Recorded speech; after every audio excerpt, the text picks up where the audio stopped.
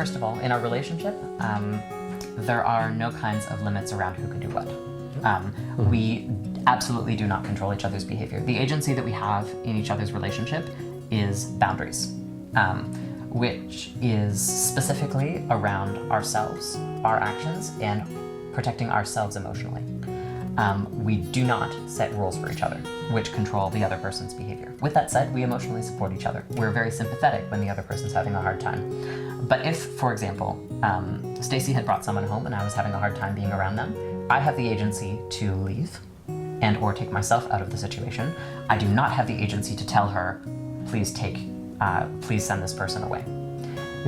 But usually those are on the basis of roommate considerations more so than relationship ones. You know, like, hey, it's 3 a.m. I'd like to sleep, please. Can y'all maybe go party somewhere else?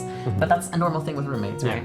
Yeah, we will explicitly put on roommate hat, and we'll sometimes put on the friend hat, and then we'll put on the partner hat. And we sometimes will do it very explicitly, like, I'm just putting on my roommate hat right now. Absolutely. And so there's certainly, and this is not hypothetical, there's definitely people I've had over who you are just not comfortable being in the same house as while I'm having sex with them or something.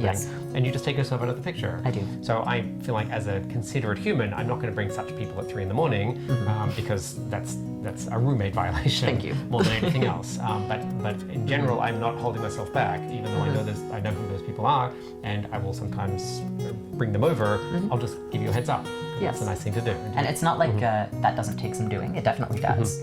But I mean, we're each approaching this from a position of trust, mutual respect, communication, and deep caring for each other, and a deep desire for this to work out. So we're very, very motivated to find solutions that work for everybody here. And it's rare that we have situations where we can't find some kind of way for things to work out for both people. We do not immediately jump to, I'm going to control the other person's behavior. And that definitely includes things that happen when we're not around. Like, when I'm not around, you do whatever you want. When you're not around, I do whatever I want.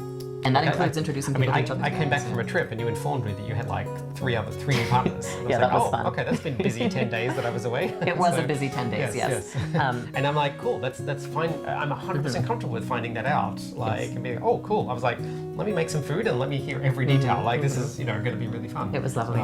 I think the key is I don't put myself into the situation. And I'm not like, well, what does that mean for me?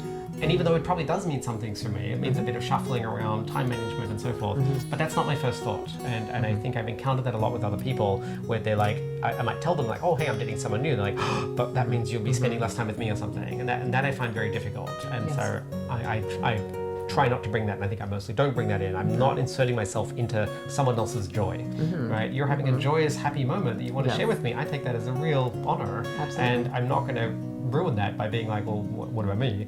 Because it's not about me. It's about you in this moment. Absolutely. Well, that's also why I like to be intentional about the hats, because that is my knee-jerk response. The whole, what does this mean for my relationship with you? That's definitely what I think first. And I make a decision to basically stop, hold up, all right, now is not the time for this. I can do this later. For now, what I'm going to do is I'm going to take my friend hat, I'm going to put that on, and I'm going to be very happy for you.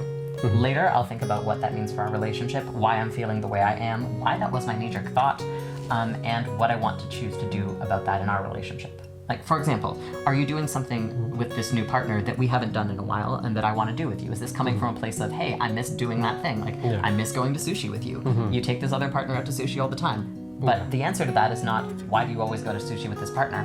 It's, hey, can we go to sushi sometime? That'd be awesome.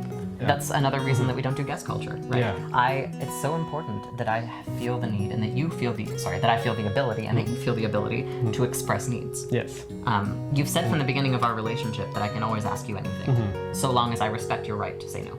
Absolutely. And I think that's really important because it's given me the ability and the willingness to express, hey, I feel like I need something from you right now, and maybe I feel petty about it, like the sushi thing. Come on, that's ridiculous.